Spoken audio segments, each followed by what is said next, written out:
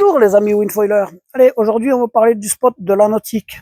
On va en parler de suite après le générique. Allez, c'est parti.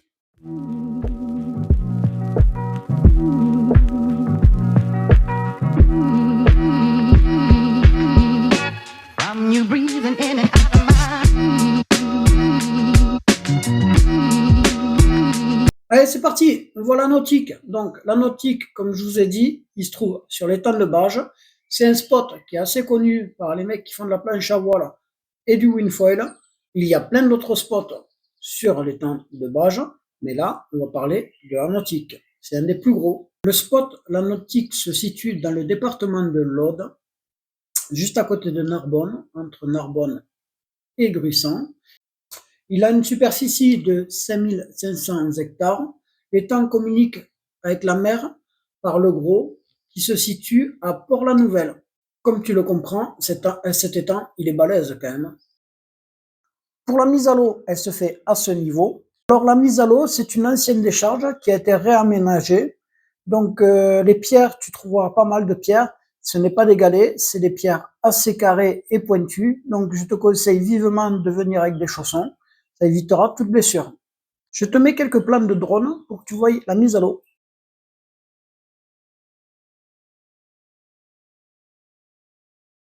Alors ce spot, je l'adore. C'est mon spot number one. Alors si tu y vas le week-end, il y a de fortes chances qu'on navigue ensemble. Là, je vais t'apporter un maximum d'infos pour que tu puisses naviguer dans les meilleures conditions. On voit ça sur la carte. Allez, c'est parti pour les infos. Donc on commence par le côté gauche. Donc à ce niveau-là, tu trouves pas mal d'algues et d'herbiers au fond de l'eau. Mais dès que tu t'es éloigné un peu, c'est bon, tu peux partir. Pour info supplémentaire, tu as le port qui est à ce niveau, tu as la zone de kite qui est à ce niveau, et tu as ce petit poteau, c'est la station météo. On passe à la zone du milieu. Alors, de temps en temps, tu as des herbiers et quelques algues au bord, mais c'est pas tout le temps. Je te le donne juste pour info. Ici, tu trouves le petit village de Bages, qui est super beau, et qui est situé à environ un bon kilomètre et demi. Donc, tu vois, dans le petit secteur là, tu as de quoi naviguer, il y a de la place. Alors là-bas, tu as l'île aux Mouettes. Elle se trouve à peu près entre 7 et 8 kilomètres d'ici. Donc tu peux y aller, j'y suis allé quelques fois. Bon, ça fait du chemin, il faut bien passer au centre du chenal, parce que tu risques de trouver des herbiers, mais ça se fait, ça te fait un bon trajet. De toute façon, si tu viens sur ce spot, tu verras que les gens restent en général dans ce secteur, et il y a largement la place. Pour le vent, ce spot, il fonctionne avec tous les vents, ce qui est très bien.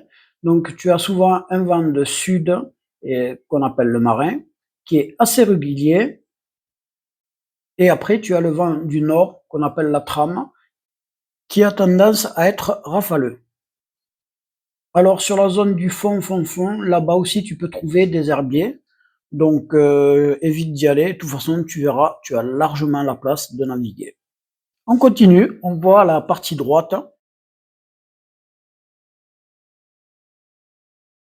Alors pour ce côté, je te conseille d'éviter de descendre trop bas, parce que donc il manque un peu de fond ici, et si c'est pas le fond qui va t'arrêter, c'est souvent les herbiers.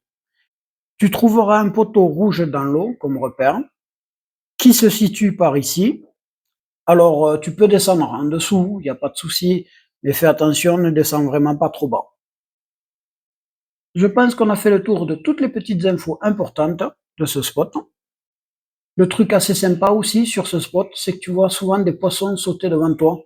Ça, c'est sympa. Pour finir, je vais te laisser quelques images de drone pour admirer le paysage. Il est super beau. Et amuse-toi sur ce spot. Et je te dis à bientôt.